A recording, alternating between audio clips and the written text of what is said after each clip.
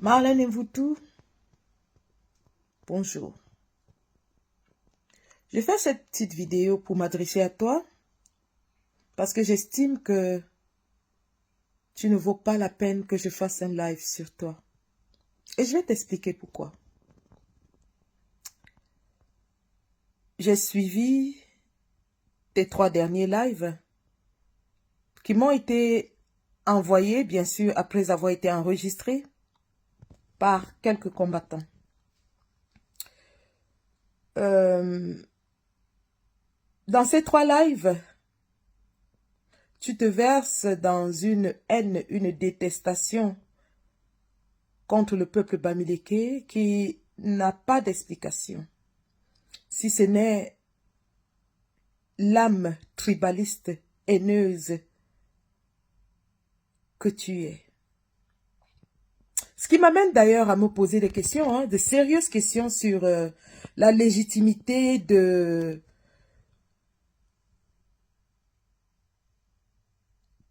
ta projection en tant que femme intellectuelle. Marlène Mvutu, à ce qui me paraît, tu serais mariée à un Caucasien.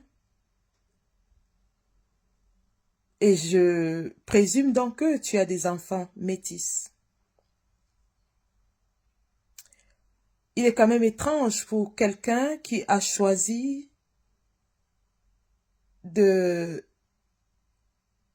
au-delà des frontières de son pays pour trouver un compagnon, de vouloir diviser et cantonner les Camerounais dans leur propre région. Je sais que tu répètes à qui veut l'entendre que tu es docteur. Donc j'imagine que tu as fait un tout petit peu de science. Je ne suis pas docteur, mais je suis scientifique, bachelor en sciences. Et je vais t'expliquer un tout petit peu le principe de la génétique. La génétique, c'est cette science-là qui s'intéresse à la survie de la race humaine. Et cette génétique prouve que la survie de la race humaine dépend presque entièrement sur le brassage des gènes. C'est pour cela que comme toi, tu as des enfants métis, tu sais qu'on dit très souvent que les métis sont très beaux. Les métis ont très peu de maladies rares, les maladies génétiques. Et lorsque je parle de ces maladies, je te parle en tant que endocrinologue.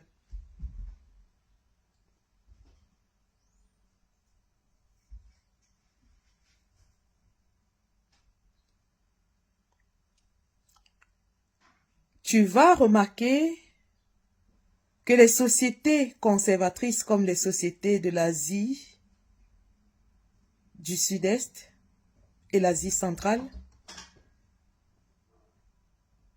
ont une prévalence assez importante en maladies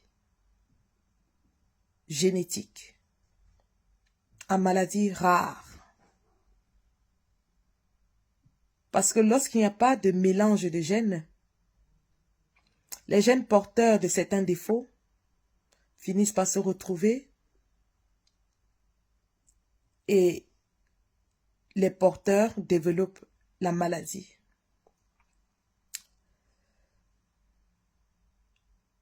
Marlène Mvutu, à l'heure où le monde s'ouvre, tu veux ramener les Camerounais à un fonctionnement primaire et grégaire. Avec ton discours de chacun chez soi. Dernièrement, tu as dit aux supporters de Samuel Eto'o que tu ne pouvais rien chercher chez les Bassa, que tu étais du Djaïlobo et que tu aurais un poste au Djaïlobo. Tu es de ceux-là qui prônent le Camerounais de rester cantonné à son aire géographique d'origine. Et pourtant, toi-même, tu vis hors du Cameroun avec un nom camerounais. En ce moment où la France veut justement faire un repli identitaire et qu'il y a la montée de l'extrême droite, toi, plus que quelqu'un d'autre qui te tague d'avoir un certain niveau intellectuel, devrait savoir que cela est dangereux, non seulement pour toi, mais pour tes enfants. Alors, si tu veux prôner la mixité en France, parce que tes enfants sont mixtes, et si tu prends pour exemple Kylian Mbappé, qui est aussi un enfant mixte et qui prône la mixité, comment peux-tu vouloir qu'au Cameroun, chaque Camerounais soit cantonné à sa région d'origine? D'ailleurs, tu es allé plus loin. Tu as même comparé le peuple bamileke au peuple juif qui avait été exterminé.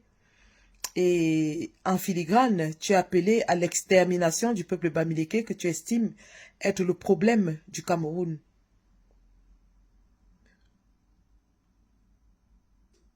Je commence à croire, et d'ailleurs, ce que je constate va au-delà de la croyance. C'est un constat scientifique. Je constate en tant que clinicienne que tu es complètement névrosée, que tu as un problème psychologique, que tu es probablement en dépression. C'est un constat clinique. Et c'est pour cette raison que je ne t'insulterai pas, parce que tu voudrais qu'on verse dans l'insulte. Tu l'as toujours cherché, tu l'as voulu, tu joues sur les émotions. Tu sais que la fibre tribale, elle est sensible. Et tu joues là-dessus parce que tu espères qu'en poussant dans l'injure, des Camerounais te répondront de manière violente pour justifier justement ta haine, l'aigreur qui t'anime. Malin et vous tous, nous sommes plus futés que cela. Et comme tu peux le constater, je ne t'ai jamais insulté, je ne t'insulterai jamais. Je te prendrai argument contre argument.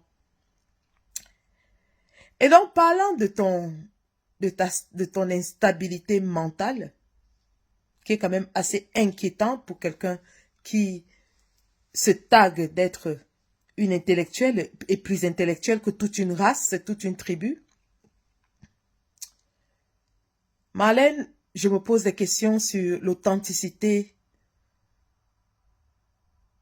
de ton parcours intellectuel. Comme je l'ai dit plus tôt, je vais te prendre un exemple simple. L'intelligence émotionnelle. L'intelligence émotionnelle, c'est un module qui est enseigné dans toutes les universités après un certain niveau de parcours. Tu nous dis que tu as un doctorat en communication, mais pour quelqu'un qui est censé être spécialiste en communication ou marketing, je me pose beaucoup de questions sur ton comportement. Un spécialiste en communication devrait savoir que les réseaux sociaux, c'est un espace non contrôlé. C'est un espace où lorsqu'on s'affiche, on se met volontairement ou involontairement sous l'œil public et on est sujet à des attaques qui peuvent être très très violentes. D'ailleurs, tu es de ceux-là qui attaquent violemment tes adversaires. Donc, je suis très surprise lorsque je te vois t'émietter, te désintégrer et t'écrouler sous un petit poste qui s'adresse à toi. Toi qui m'as insulté moi-même jusqu'à mon intimité, jusqu'à me traiter de dévergondé. Tu vois, je suis debout depuis 7 ans. Et pour moi, c'est pas que des insultes. C'est aussi des photos dégradantes qui se baladent dans la toile. Donc, ça m'amène à me poser des questions sur ton intégrité mentale, hein, sur ta santé mentale. Beaucoup l'ont constaté, tu es très, très instable mentalement. Tu es dépressive, tu as des problèmes mentaux, tu devrais te faire consulter. Et c'est pas méchant ce que je dis là, c'est de la réalité, c'est une observation clinique d'une infirmière devant un sujet névrosé qui fait des lives hystériques devant ses enfants. Et je pense que tu as une toute petite fille de 5 ou 6 ans qui t'entend débiter des insanités sur des êtres humains. Tu le dis que tes enfants sont dans les réseaux, mais le langage que tu tiens, l'attitude que tu tiens, n'est pas celle d'une femme qui voudrait que ses enfants voient cela.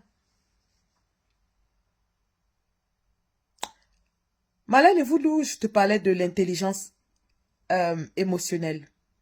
Donc, comme je disais, l'intelligence émotionnelle, c'est un module qui est enseigné dans les universités. Toi qui nous dis que tu as un niveau intellectuel très élevé, toi qui nous dis que tu es un leader, que tu as dirigé beaucoup de structures, tu nous dis aussi que lorsque tu te fâches, tu peux brûler la maison où tu habites. Tu nous dis aussi que tu bagarres lorsque tu es fâché. Toutes choses qui sont exactement contre la formation d'un leader. L'intelligence émotionnelle, c'est apprendre à se connaître, à connaître l'autre, à se maîtriser, mais aussi à maîtriser les situations. Et de ces 4 choses, tu ne montres pas